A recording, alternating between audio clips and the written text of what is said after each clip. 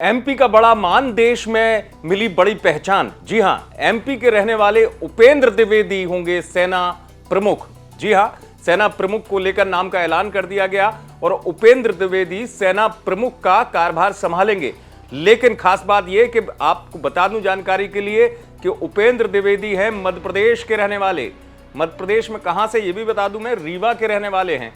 रीवा में ही उनका जन्म हुआ था जुलाई 1964 में, और रीवा से निकलकर कैसे देश के सेना प्रमुख तक की इस यात्रा में उन्होंने संघर्षों का सामना किया और पहुंचे हैं देश में सबसे बड़े पद पर।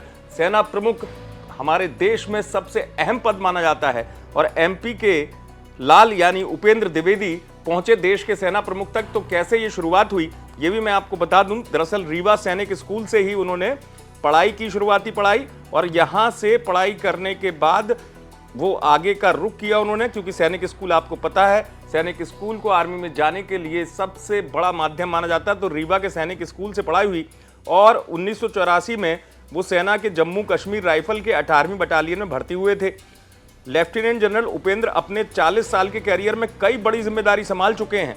थल सेना में सह सेना प्रमुख बनने से पहले जनरल द्विवेदी सेना के उत्तरी कमान के भी प्रमुख रहे हैं। और उनको क्यों बड़ी जिम्मेदारी दी गई? एमपी के गौरव, एमपी के सम्मान को बढ़ाने वाले उपेंद्र द्विवेदी ने कई बार अपना लोहा मनवाया है आर्मी में रहते हुए। आपको बता दूं, दरअसल लेफ्टिनेंट जनरल उपेंद्र द्विवेदी सेना के उप प्रमुख के रूप में नियुक्त होने से पहले 2022-24 तक वो इन्फेंट्री और जनरल ऑफिसर कमांडिंग सहित कई बड़े पोस्ट पर रहे।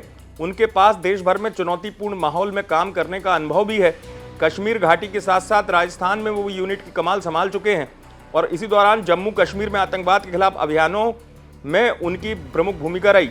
इसके अलावा द्विवेदी ने उत्तरी और पश्चिमी सीमाओं पर रणनीतिक मार्गदर्शन भी लिया।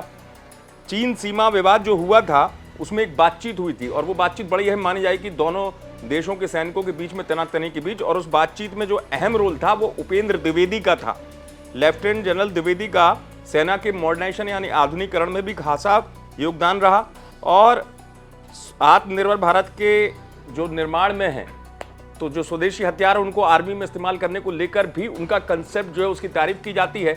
तो यही वजह है कि मध्य प्रदेश के लाल और देश के सेना प्रमुख बने उपेंद्र द्विवेदी ने एमपी का तो मान बढ़ाया ही, साथ ही देश में अपनी विशिष्ट पहचान बनाई है। आप देखते रहे एमपी तक।